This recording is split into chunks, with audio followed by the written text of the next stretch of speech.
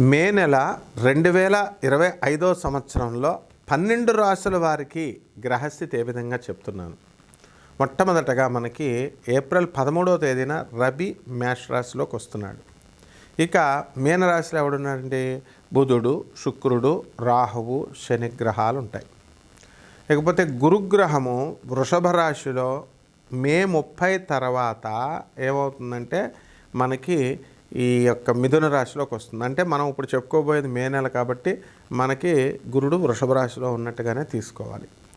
ఇకపోతే కుజుడు ఏప్రిల్ 2వ తేదీన మనకి కర్కాటక రాశిలోకి నీచపట్టి వచ్చాడు.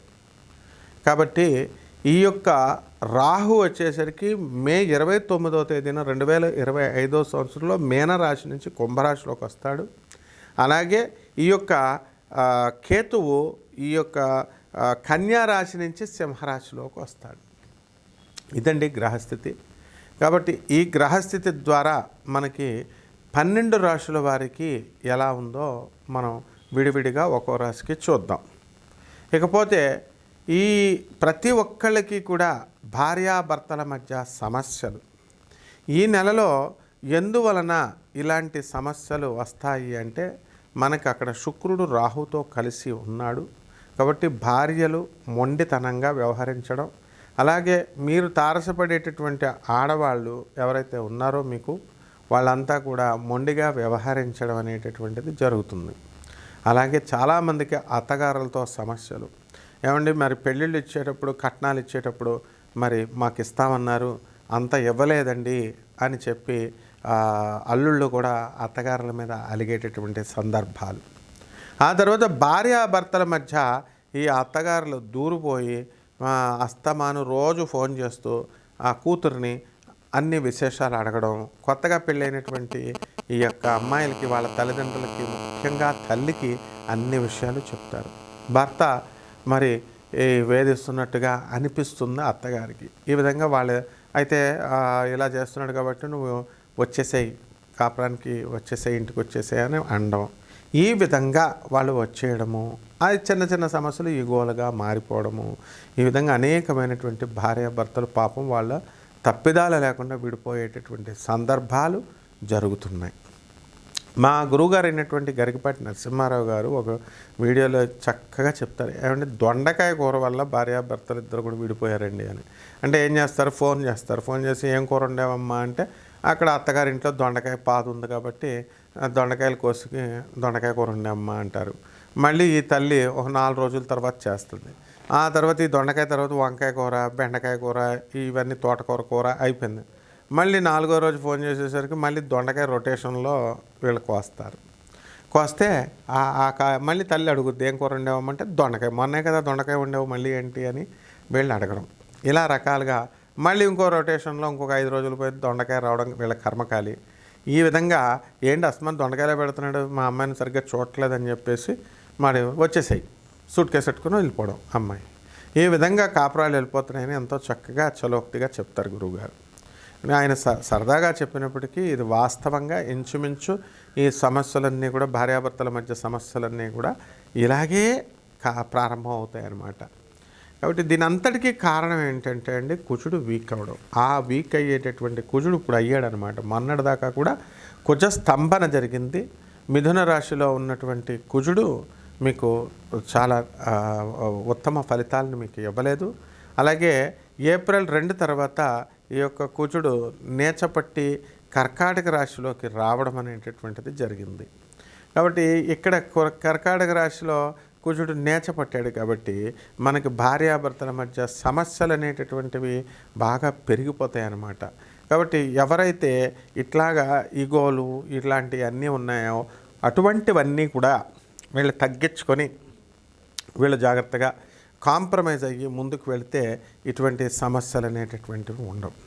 ఇకపోతే ఈ నెలలో కోర్టు సమస్యలు కూడా మనకి అధికంగా అవడానికి ఎక్కువ అవకాశాలు ఉంటాయి. కాబట్టి ఎవరైతే భార్యాభర్తల మధ్య చిన్న చిన్న గొడవల కోసం కోర్టులకు వెళ్తారో ఆ కోర్టుల్లో పాపం ఆనరబుల్ జడ్జెస్ అవనియండి, లాయర్లు అవనియండి, పోలీస్ ఆఫీసర్లు అవనియండి, లేదా పెద్ద మనుషులు అవనియండి, మిమ్మల్ని కలిసి ఉంచడానికి శతవిధ ప్రయత్నాలు చేస్తారు. ఎవరు కూడా విడగొట్టాలని చూడరు. ఇది మీకు బుధుడు చేసేటటువంటి సహాయం.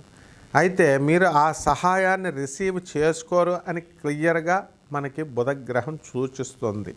ఆ బుధుడు మీనరాశిలో ఉన్నప్పుడు మీకు కమ్యూనికేషన్ స్కిల్స్ తగ్గిపోవడం కానీ, లేదా అవతల వాళ్ళు చెప్పేటటువంటిది మిస్కమ్యూనికేట్ అవుతుంది.